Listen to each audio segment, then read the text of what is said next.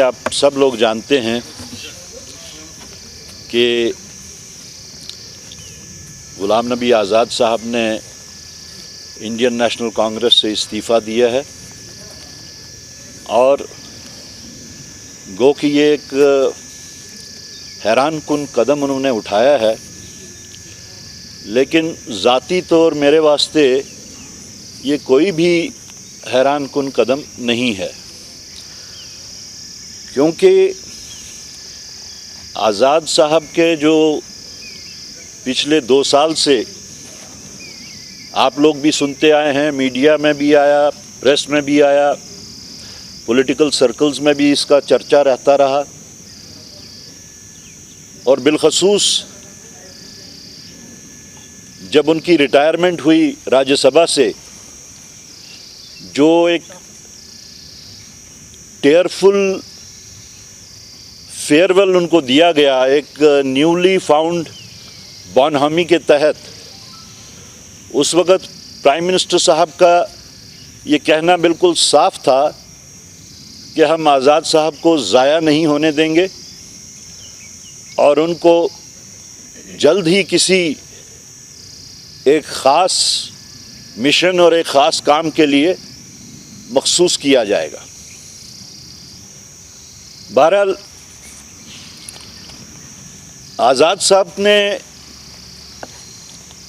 जो टाइम मुकर्रर किया, जो टाइमिंग सेट की अपने इस्तीफ़े की, बावजूद इसके कि पिछले 8-9 महीने से वो इंडिपेंडेंटली जम्मू कश्मीर में काम भी कर रहे थे और कांग्रेस की लीडरशिप पे सवालात भी उठा रहे थे, लेकिन उसके बावजूद जो टाइमिंग उन्होंने मुकर्रर की, उसके 2 ज़ाविये हैं और अहम ज़ाविये। नंबर 1 ये कि ऐसी क्या वजह है जब भी कांग्रेस प्रेसिडेंट बीमार होती हैं, अस्पताल में होती हैं या बैरून मुल्क इलाज करने के वास्ते जाती हैं, वही वक्त क्यों आज़ाद साहब चुनते हैं अपनी नाराज़गी का इजहार करने के लिए। चाहे वो G23 के तहत जो बैनर के तहत उन्होंने जो लेटर लिखी, उसमें क्वेश्चंस रेज किए, लीडरशिप को उनकी नाकस कारकर्दगी का हवाला देते हुए, या अभी जो रेजिग्नेशन उन्होंने लेटर जो दी वो टाइम हो। पहले टाइम पे आप सबको याद होगा मिसेस गांधी हॉस्पिटलाइज्ड थी और तकरीबन 1 महीना हॉस्पिटल में रहीं और अब की बार वो इलाज के वास्ते बैरून मुल्क गई हैं। एक तो ये एंगल है। दूसरा एंगल जो इसमें देखने, सोचने, समझने का है, वो ये है कि परसों ही होम मिनिस्ट्री ने एक मीटिंग तलब की थी, जिसमें होम मिनिस्टर साहब की सदारत में जम्मू कश्मीर के ऊपर एक मीटिंग हुई। उसमें क्या बात हुई उसका खुलासा तो हम नहीं कर सकते, लेकिन इमीडिएटली उसके बाद में आज़ाद साहब ने रिज़ाइन कर दिया। आज़ाद साहब की जो रेजिग्नेशन लेटर है 5 सफ़ों पे मुश्तमिल है। तकरीबन 3.5 सफ़ों पे उन्होंने अपना और अपनी सियासत का और कांग्रेस के साथ या गांधी फैमिली के साथ अपने ताल्लुकात का खुलासा किया है। 3.5 सफ़हात पे अगर कहा जाए तो उन्होंने अपने सेल्फ प्रेज और अपने जो प्लम पोस्टिंग्स पे वो आज तक मुकर्रर रहे हैं उसका खुलासा किया है। यानी उनका 3.5 सफ़हात पे जो उन्होंने अपना खुलासा पेश किया है वो सेल्फ एक्सप्लेनेटरी है। जो लोगों के दिमागों में सवाल उठते हैं कि बावजूद इसके कि आज़ाद साहब ने अपना पॉलिटिकल कैरियर स्टार्ट करने से आज तक जो भी मुमकिन प्लम पोस्टिंग्स हो सकती थी, वो ऑर्गेनाइजेशनल लेवल पे हो, वो पार्लियामेंट में राज्यसभा की सीट हो, वो मिनिस्ट्रियल बर्थ्स हो, वो चीफ मिनिस्ट्री हो, उस सब का खुलासा करके लोगों के दिलों में जो खदशात थे कि शायद उनके साथ नाइंसाफ़ी हुई है, उस सब का उन्होंने जवाब दिया है। बाकी जो 1.5 सफ़े पे उन्होंने अपने वजूहात बताए हैं, उन्होंने बिलखसूस राहुल गांधी को निशाना बनाते हुए जो बातें कही हैं, तो हम सबको ये याद है, अगर नहीं है तो याद करना चाहिए कि राहुल गांधी का जो प्रेसिडेंशियल डॉक्यूमेंट था, जो प्रेसिडेंशियल इलेक्शंस में जो प्लीनरी सेशन हुआ था 2018 में, उसका प्रपोजल भी आज़ाद साहब ने ही पेश किया था और पास भी करवाया था। और उसके साथ साथ उसमें उन्होंने तमाम डेलीगेट्स से ये कबूल करवाया कि राहुल जी को ये इख्तियारात दिए जाने चाहिए कि वो अपनी टीम भी खुद से मुकर्रर करें और CWC मेंबर्स को भी नॉमिनेट करें। तो ये डबल स्पीक है, ये खुद आया और बयां है। एक साइड से वो कहते हैं कि राहुल गांधी की वर्किंग के ऊपर क्वेश्चन करते हैं, दूसरे साइड से खुद से वो राहुल गांधी को एक वाहिद लीडर समझते हैं जो अपोजिशन की आवाज़ को उभारते हैं और जो इस वक्त हेड ऑन लिए हुए हैं मौजूदा डिस्पेंसेशन से। और उसके बाद देखना ये है, जो बातें उन्होंने कही हैं अगले 1.5 पेज में, कहीं उन्होंने इसमें कोई आइडियोलॉजिकल डिफरेंस की बात नहीं की है कि आया कि उनकी डिफरेंसेस जो हैं कांग्रेस पार्टी के साथ वो आइडियोलॉजिकल बुनियादों पे हैं, जो उन्होंने लिखा है वो सिर्फ पर्सनल बुनियादें हैं। तो मैं नहीं समझता कि इतना अरसा कांग्रेस पार्टी को देने के बाद उनको ऐसा कदम उठाना चाहिए था जहां पे उन्होंने वो खुद से कौन सी आइडियोलॉजी को फॉलो करते हैं उसके ऊपर क्वेश्चन मार्क उठाया।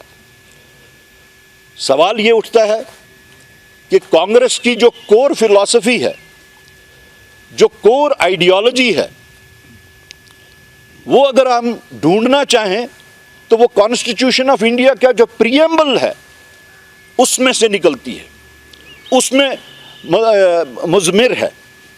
लेकिन उनका सिर्फ ज़ाती बुनियादों पे इस्तीफ़ा देने से ये साबित होता है कि शायद उनको उस फिलॉसफी से, उस आइडियोलॉजी से डिफरेंस है जिसके तहत इस वक्त कांग्रेस पार्टी बिलखुसूस पिछले कई महीनों से कमर बस्ता है राहुल गांधी की क़यादत में। उन डिविसिव फोर्सेस को फाइट आउट करने को जिन्होंने हिंदुस्तान में, पूरे हिंदुस्तान में माहौल बहुत ख़राब करके रखा है, जो प्लूरलिज्म की पॉलिसी को नहीं मानते हैं, जो सेक्युलरिज्म को चैलेंज करते हैं, जो वेंडेटा की पॉलिटिक्स को चलाते हैं और जिन्होंने कंप्लीट पोलराइजेशन, चाहे मंदिर मस्जिद के नाम पे हो या हिंदू मुसलमान के नाम पे हो, तो अगर उन्होंने आइडियोलॉजिकल बुनियादों पे इस्तीफ़ा नहीं दिया है तो इसका मतलब ये है कि जो कोर फिलॉसफी है वो उस कोर फिलॉसफी के खिलाफ हैं, और वो है प्लूरलिस्टिक पॉलिटिक्स, वो है वैल्यू बेस्ड पॉलिटिक्स, और वो है यहाँ पे हर फिरका, हर तबका, हर शहर, हर गांव, हर रुकबा को साथ चलाने वाली बात। बिल आखिर इसमें यही साबित होता है कि एक दफा फिर बीजेपी, जिन्होंने जम्मू कश्मीर में बिलखुसूस फ्रैगमेंटेशन की चंद इकदामात उठाए, शायद बीजेपी को यह लगता है कि उनका वो फ्रैगमेंटेशन प्रोसेस जो उन्होंने शुरू किया था वो कामयाब नहीं हो रहा है। तो मेरा मानना है कि बीजेपी एक दफा फिर से कामयाब हो गई है उस फ्रैगमेंटेशन को लेके। यहां पे फिर से एक नया, एक पार्टी की सूरत में हो या एक फैसिलिटेशन की सूरत में हो, एक दफा वो फिर से कामयाब हो गई है। अलबत्ता जहां तक कांग्रेस पार्टी का ताल्लुक है,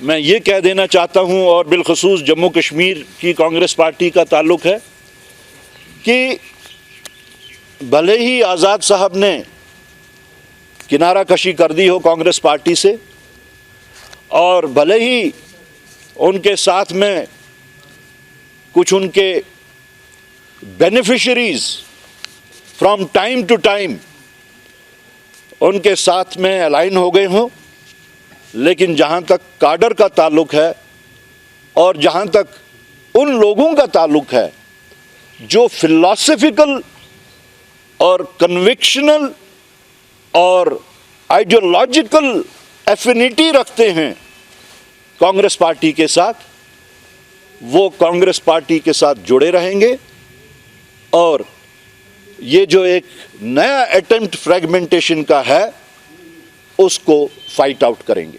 थैंक यू। कांग्रेस को ओवरऑल कितना नुकसान पड़ेगा उठाना आने वाले इंतखाबात में? और नंबर 2 आप ही का जुमला है कि politics is banner of happy, तो वावेला क्यों कर रहे हैं? नहीं, हम वावेला नहीं कर रहे हैं। हम लोगों तक ये बात पहुंचाना चाहते हैं कि आज़ाद साहब ने बजाय कन्विक्शनल डिफरेंसेस, बजाय आइडियोलॉजिकल डिफरेंसेस होने के, एक पर्सनल एनिमोसिटी के तहत या एक पर्सनल डिफरेंस के तहत शायद वो जो कहते हैं कि हमें ऑन बोर्ड नहीं लिया जाता, तो ये भी तो उनको याद रखना चाहिए कि पिछले 50 साल से वही ऑन बोर्ड थे। आज जिनको वो साइकोफेंसी की बात करते हैं कि साइकोफेंट्स ने घेर लिया हुआ है, शायद एक वक्त में उनके नाम पे भी यही कहा जाता था कि इनकी साइकोफेंसी से सब लोग पीछे रह रहे हैं। तो ये बातें आजकल की जो जनरेशन है शायद उनको ना पता हो, उन तक ये बात पहुंचाने के वास्ते ज़रूरी है, कोई वावेला नहीं है। अपनी लेटर में राहुल गांधी की लीडरशिप पे जो सवाल उठाए हैं 2013 से, जिस तरह से उन्होंने अपनी ही गवर्नमेंट का ऑर्डिनेंस बिल जो है उसको फाड़ डाला, उसके बाद जो लगातार 49 देखिए जो क्वेश्चन उन्होंने उठाए हैं, आपको नहीं लग रहा है कि this is right time for the Congress leaders to make Rahul Gandhi accountable, to make Congress leadership accountable? और इंटरनल डेमोक्रेसी पे इतना हल्ला बोल क्यों नहीं? क्यों कांग्रेस वापस वो कंसल्टेटिव मैकेनिज्म, वो इंटरनल डेमोक्रेसी नहीं लाना चाहती? See, this consultative mechanism is being questioned today. Why wasn't it questioned earlier? The matter which you are referring to about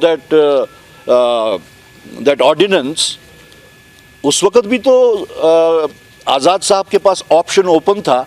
जो आज वो करना चाहते हैं वो उन्होंने उस दिन क्यों नहीं किया?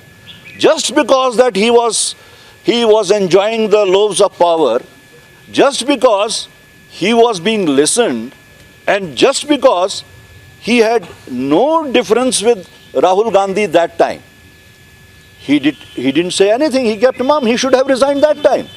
If he is so ethically empowered politician, he should have done it that time. Number one. Number two, isn't it Mr. Ghulam Nabi Azad who proposed the name of Rahul Gandhi for being the president in 2018. So if he questions the utterances of Mr. Rahul Gandhi earlier, from 2013 to 2018, he had enough time to resign and he had enough time to show his resentment, which he never did. So you made this strong charge wherein you said Prime Minister Modi was backing Ghulam Nabi Azad. Well, that I earlier mentioned, the Bonhami, the newfound Bonhami is very clear. And it is only after that that things started unfolding. जी तारिक साहब, अभी आपने कहा कि prime minister ने कहा था कि आज़ाद सबको ज़ाया नहीं होने दिया जाए। जी क्या हम इसको मानेंगे कि इसको नेशनल लेवल पर इस्तेमाल किया जाएगा, या जो क्योंकि यहाँ इलेक्शंस की बात बार बार कही जा रही है, इसको जम्मू कश्मीर में दूसरी पार्टी खड़ी करनी होगी या वोट डाइवर्जन होगा? दूसरा कि जो उसने लेटर 5 सफ़ात पर मुस्तफिल लिखी, जो उसका आखिरी डेट पेज है, उसमें सीधा उसमें टारगेट है कि Rahul Gandhi since 2013 the working system of Congress was uncomfortable. I think I have already replied this question. जो 2013 का वो कहते हैं कि consultative mechanism जो था वो that had ceased to exist. अगर वैसा था, why did Ghulam Nabi Azad propose Rahul Gandhi's name? That means he was not uncomfortable. It is just an excuse this time. Had he been so uncomfortable, why did he rise in front of thousands of delegates and proposed his name and even said to this extent that Rahul Gandhi should be given a free hand to choose his team as well as nominate the CWC members? Due to the lack of respect also, as Farukullah also yesterday mentioned, because for last 7 years he was not getting the proper respect. Well, if you say that the respect is only when you get plum postings, positions, when you get authority in the CWC to be the general secretary, for that, I mean, the things are very clear. He has been saying all this after he has no position in the party. He is not general secretary today. He has no ministerial berth today. So maybe that could be the reason for his feeling that he is not respected. Otherwise, he was a respectable leader of not only Jammu and Kashmir, he was a respectable leader of the Congress party as well. करा साहब आजाद साहब अगर अगले महीने कहा जा रहा है कि अपनी पार्टी लेके आ रहे हैं, एक नई पार्टी, और जिन्होंने उनके सपोर्ट में यहाँ पे इस्तीफा दिया है, जम्मू कश्मीर की अगर बात करेंगे तो आपको क्या लगता है कांग्रेस को कितना नुकसान उठाना पड़ सकता है? देखिए, यहाँ पे अगर छोटा सा छोटा कारकुन भी पार्टी छोड़ के जाता है तो उसको रिप्लेस करते हुए भी थोड़ा टाइम लगता है. आई वुड नॉट से कि नुकसान और फ़ायदे की बात, इस वक्त जो सबसे बड़ा इशू है बिलखसूस जम्मू कश्मीर के लोगों के सामने, that BJP has once again succeeded. You must understand this thing. BJP has once again succeeded in fragmenting the votes of Jammu and Kashmir. And BJP's gain is loss of the people of Jammu and Kashmir.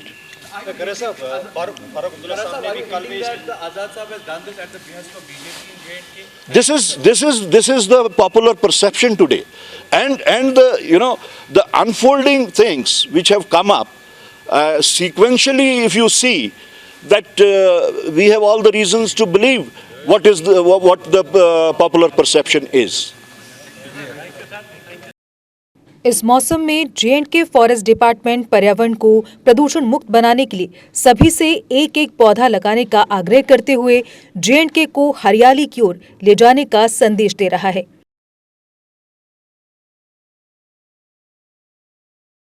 J&K forest department का कहना है कि इस monsoon में सभी सहयोग देकर J&K को ग्रीनरी की ओर ले जाएं.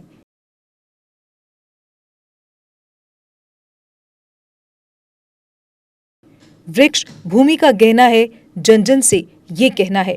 Issued by J&K forest department in public interest.